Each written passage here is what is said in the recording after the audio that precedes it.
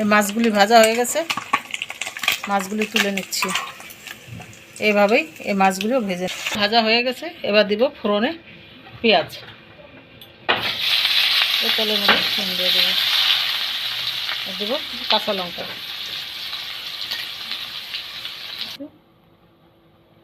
দেবো 1 চামচ হলুদ,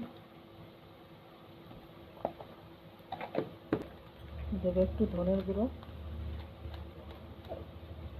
1.5 চামচের মতো, মশলাটা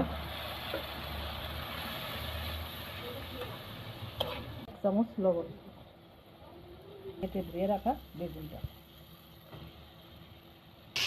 মশলার সঙ্গে বেগুনটা কষানো হয়ে গেছে, এবার জল দিয়ে দেবো। ফুটে উঠেছে বন্ধুরা, এবার মাছটা দিয়ে দেবো। মাছটা হয়ে গেছে বন্ধুরা, এবার একটু ধনেপাতা দিয়ে নামাই নেব। পাতুরি